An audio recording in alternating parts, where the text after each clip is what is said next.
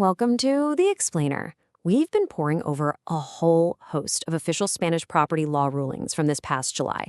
And what we found, hidden in all that dense legalese, is basically a playbook of insights that could really affect how you buy, sell, or rent in Spain. So are you thinking about renting out your apartment on a short-term basis? Maybe you're a developer with a new project in the works?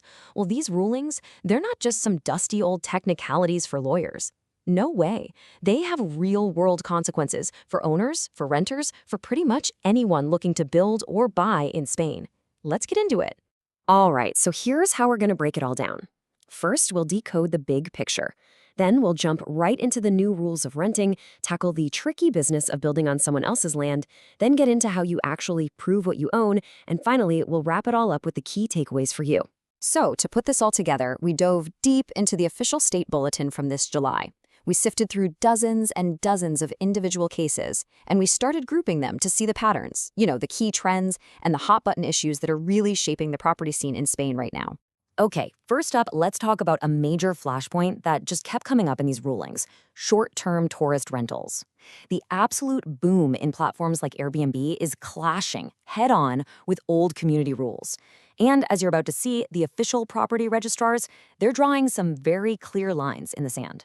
At the very heart of this fight is this concept called the clausula statutoria, which is just the legal term for a community's bylaws. You can think of them as the rulebook for the building. And a lot of these were written decades ago, way before anyone had even heard of an app-based rental.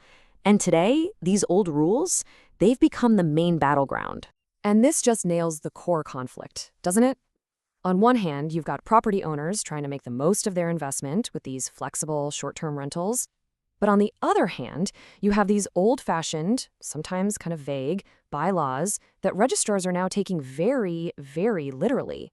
And this quote from one of the rulings really gets to the heart of it. What it's basically saying is that seasonal rentals go against the rule that the property must be a home for its owner or tenant. The key word there is hogar, which means home. The courts are saying that word implies a kind of stability, a permanence, that is just completely incompatible with the temporary tourist rental. So here's the bottom line. Even if your community bylaws don't explicitly say no tourist rentals, registrars are now using these other common phrases to deny those rental registrations. So the big takeaway here, you've got to read your community bylaws, every single word, very, very carefully before you even think about listing your property. All right, let's switch gears and talk about our next theme. It's a legal concept we saw in the rulings called derecho de superficie. Now, it's a really powerful tool for developers and landowners, but, and it's a big but, it demands absolute precision. This is actually a pretty cool concept. It lets one person own the land, while another person gets the right to build on top of it for a long time, maybe 50 or 75 years. But here's the catch, and we saw this pop up again and again in July's decisions. When the paperwork for this right meets the reality of the property registry, every single detail has to be perfect. And the most common issue we found was surprisingly simple. The numbers just didn't add up. The size of the building right that someone was asking for was different from the officially registered size of the property it was supposed to be on. Let's look at a real-world example from these rulings to see what I mean. There was this case where a developer was granting one of these surface rights. Now, the original property, it was on file in the official property registry with a very specific size. And that number was 165,288 square meters. Now, you have to understand, for the property registry, this isn't just a number on a page. It's the absolute legally binding truth for that property. Everything, and I mean everything, has to line up with this number. But, and this is where the whole plan just completely hit a brick wall, the legal documents for the new building, right?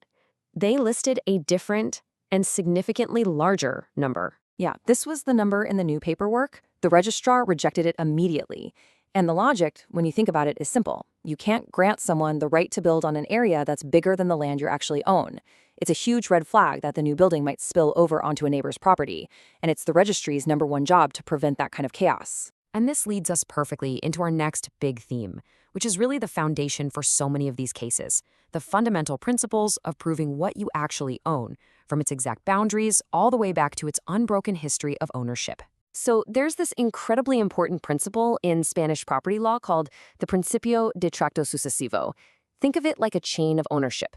If there's a single broken link, say a sale from decades ago that wasn't registered correctly, it can stop a brand new sale dead in its tracks.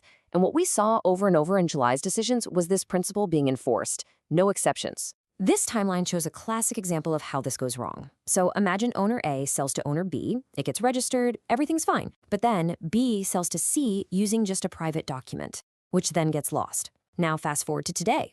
C's children try to sell the property and they can't. Why? Because as far as the registry is concerned, owner B still owns it. That's the broken link. And you can't just skip it. You have to go through a whole legal process to formally reestablish that link. But what if it's not a broken chain of title? What if you're just trying to update your property lines and your neighbor happens to be the government? Yeah, the rulings also shed some light on this super common and often very frustrating problem for property owners. And these rulings clarified a really crucial procedure here, one that creates a clear, fair process. So let's say you want to update your property's map and you share a border with public land. The government gets notified. Now they can object, but, and this is the key part, they can't just say nope and walk away. They have to actually start a formal process, provide real proof, and they're on the clock. This is huge because it protects you, the owner, from being stuck in limbo forever just because some office is dragging its feet. Okay, so we've covered a lot of ground. After going through all of these official rulings, what does it all really mean for you in practice? What are the big things you need to take away from all this?